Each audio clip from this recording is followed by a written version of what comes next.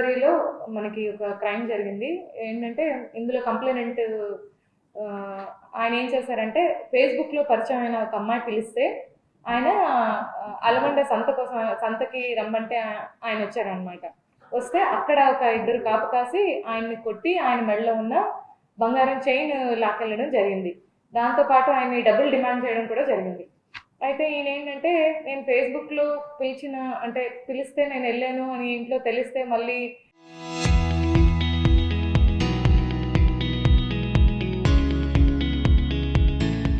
ఏమవుతుందో అని మనకు ఆయన ఇనీషియల్గా కంప్లైంట్ ఇవ్వలేదు. ఆ తర్వాత మొన్న 3వ తారీఖున వచ్చి మనకు కంప్లైంట్ ఇచ్చారు. మనం ఆ ఫేస్బుక్ ఈయన మాట్లాడిన చాట్స్ అవన్నీ వెరిఫై చేసుకొని మనం బ్యాక్కి వెళ్తే మనకి అర్థమైంది ఏంటంటే ఆ అమ్మాయి వాళ్ళ హస్బెండ్ కలిపి ఈయన్ని ప్రలోభ పెట్టి ఆ మెసేజెస్ అవి పెట్టి ఆయన్ని ట్రాప్ చేశారనమాట. వాళ్ళ హస్బెండ్ ఏం చేస్తాడంటే ఈ అమ్మాయితో మెసేజెస్ ఆయనే పెట్టిస్తాడు. ఎలా చూస్ చేసుకుంటారంటే శర్మ ఇలా కొన్ని పేర్లు ఉన్న వాళ్ళు ఎవరైతే బయటకు వచ్చి చెప్పడానికి అంటే కాస్త బ్రాహ్మిన్స్ పంతులు లేకపోతే ఫేస్బుక్స్లో వాళ్ళు చూసుకుంటారనమాట. సోషల్ మీడియాలో ఇన్స్టాగ్రామ్ కానీ లేదా ఫేస్బుక్ కానీ చూసుకొని వాళ్ళు అలాంటి వాళ్ళని టార్గెట్ చేసి వాళ్ళకి ఇతన్ని అలాగే చూస్ చేసుకున్నారనమాట.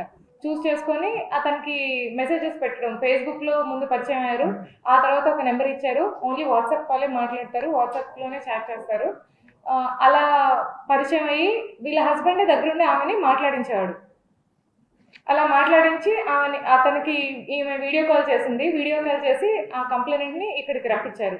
ఇక్కడికి వచ్చిన తర్వాత అతన్ని ఎలా అంటే ఒక 2 పర్సన్స్ ఇందులో 4 పార్టిసిపేట్ చేశారు. అమ్మాయి వాళ్ళ హస్బెండ్ కాకుండా జామికి సంబంధించిన అంటే ఈ ఎవరైతే అమ్మాయి తాలూకా హస్బెండ్ ఉన్నాడో వాళ్ళ బ్రదరు ఇంకొక అక్యూజ్డ్ కూడా ఉన్నారు మనకి. అయితే అమ్మాయి తాలూకా హస్బెండ్ వాళ్ళ ఫ్రెండ్ కలిపి మనకి అఫెన్స్ చేశారనమాట. అక్కడ అల్మండ్లో పట్టుకొని ఈయన కొట్టడం, ఈయన మెడలో ఉన్న చైన్ అది లాక్కెళ్ళడం ఇవన్నీ చేశారు. అయితే ఈ చైన్ ఏంటంటే వాళ్ళ బ్రదర్కి ఇచ్చారనమాట. సో వీళ్ళు ఈ చైన్ని మనం ఎవరు ఎందుకు చేశారు అనేదంతా మనం వెనక్కి వెళ్తే పలానా వాళ్ళు అని మనకు ఐడెంటిఫై అయింది. ఈరోజు మనం వాళ్ళని అరెస్ట్ చేసి ఆ ప్రాపర్టీని సీజ్ చేయడం జరిగింది.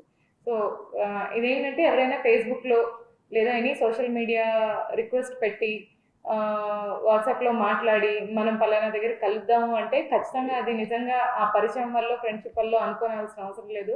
వెనకట్లు ఇలాంటిది ఏదో ఉంటుంది అని మనం జాగ్రత్త పడాలి. ఓన్లీ మనకి ఫ్రెండ్షిప్ త్రూ సోషల్ మీడియా అయినంత మాత్రాన వచ్చి కలిసి అంతా బాగుంటుంది అని మనం అనుకోవడానికి లేదు. సో ఇక్కడ ఎలా క్రియేట్ చేశారంటే వాళ్ళు కొట్టేటప్పుడు కూడా నువ్వు మా ఆవిడతో మాట్లాడతావా, చాట్ చేస్తావా అని ఎలా అంటే ఆయనదే తప్పు అన్నట్టు క్రియేట్ చేయడానికి ట్రై చేశారు. అంటే పోలీస్ స్టేషన్కి వెళ్ళడానికి కూడా భయపడేలాగా.